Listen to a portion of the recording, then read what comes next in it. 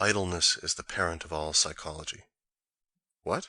Is psychology then a vice? 2. Even the pluckiest among us has but seldom the courage of what he really knows. 3. Aristotle says that in order to live alone, a man must be either an animal or a god.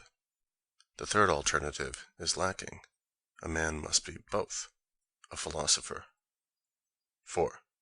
All truth is simple. Is not this a double lie? 5. Once for all, I wish to be blind to many things. Wisdom sets bounds even to knowledge. 6. A man recovers best from his exceptional nature, his intellectuality, by giving his animal instincts a chance. 7. Which is it? Is man only a blunder of God, or is God only a blunder of man? 8. From the military school of life. That which does not kill me makes me stronger. 9. Help thyself, then everyone will help thee. A principle of neighbor love. 10. A man should not play the coward to his deeds. He should not repudiate them once he has performed them. Pangs of conscience are indecent. 11. Can a donkey be tragic, to perish beneath a load that one can neither bear nor throw off? This is the case of the philosopher. 12. If a man knows the wherefore of his existence, then the manner of it can take care of itself. Man does not aspire to happiness, only the Englishman does that. 13. Man created woman, out of what? Out of a rib of his God, of his ideal. 14. What? Art thou looking for something? Thou wouldst fain multiply thyself tenfold, 100-fold? Thou seekest followers? Seek ciphers. 15. Posthumous men, like myself, are not so well understood as men who reflect their age, but they are heard with more respect. In plain English, we are never understood, hence our authority. 16. Among women. Truth? Oh, you do not know truth. Is it not an outrage on all our pas durs? 17. There is an artist after my own heart, modest in his needs. He really wants only two things, his bread and his art. Panem et circum. 18.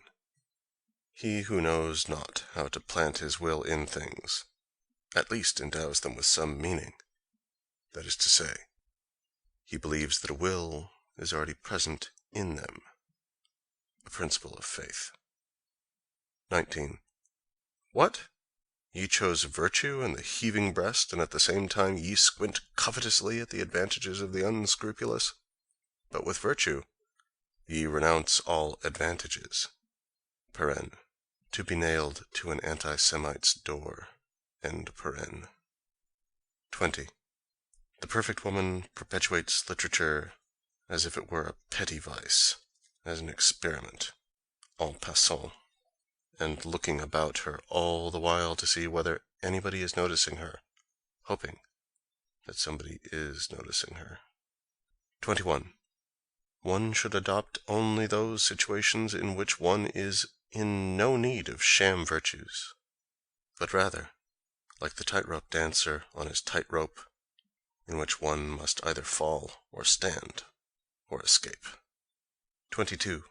Quote, evil men have no songs. Unquote. How is it that the Russians have songs? 23. German intellect. For 18 years, this has been a contradictio in adjecto. 24. By seeing the beginning of things, a man becomes a crab. The historian looks backwards. In the end, he also believes backwards. 25. Contentment preserves one even from catching cold. Has a woman who knew that she was well dressed ever caught cold? No, not even when she had scarcely a rag to her back. 26. I distrust all systematizers and avoid them. The will to a system shows a lack of honesty. 27. Man thinks woman profound. Why? Because he can never fathom her depths. Woman is not even shallow. 28. When woman possesses masculine virtues, she is enough to make you run away. When she possesses no masculine virtues, she herself runs away. 29. How often conscience had to bite in times gone by! What good teeth it must have had! And today, what is amiss? A dentist's question. 30. Errors of haste are seldom committed singly. The first time, a man always does too much, and precisely on that account he commits a second error, and then he does too little. 31. The trodden worm curls up. This testifies to its caution. It thus reduces its chances of being trodden on again. In the language of morality, humility. 32. There is such a thing as a hatred of lies and dissimulation, which is the outcome of a delicate sense of humor. There is also the selfsame hatred, but as the result of cowardice, insofar as falsehood is forbidden by divine law. Too cowardly to lie. 33. What trifles constitute happiness? The sound of a bagpipe. Without music, life would be a mistake. The German imagines even God as a songster. 34. On ne peut penser et écrire qu'aussi. Flaubert. Here I've got you, you nihilist. A sedentary life is the real sin against the Holy Spirit. Only those thoughts that come by walking have any value. 35. There are times when we psychologists are like horses and grow fretful.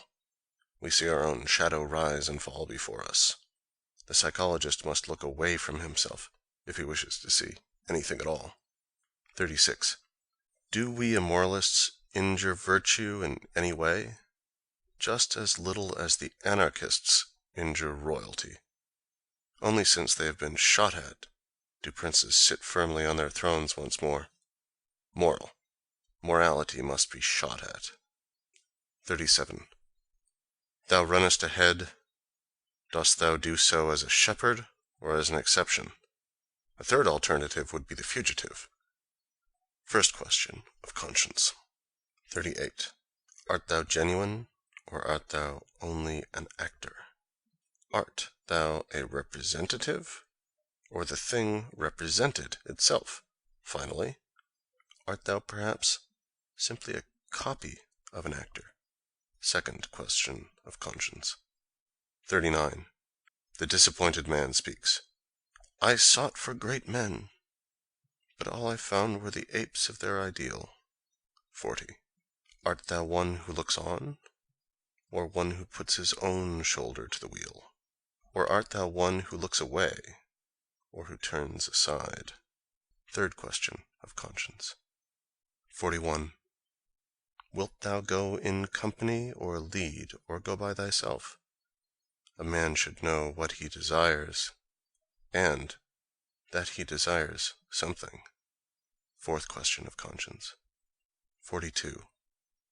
They were but rungs in my ladder. On them I made my ascent. To that end, I had to go beyond them, but they imagined that I wanted to lay myself to rest upon them. 43. What matters it whether I am acknowledged to be right?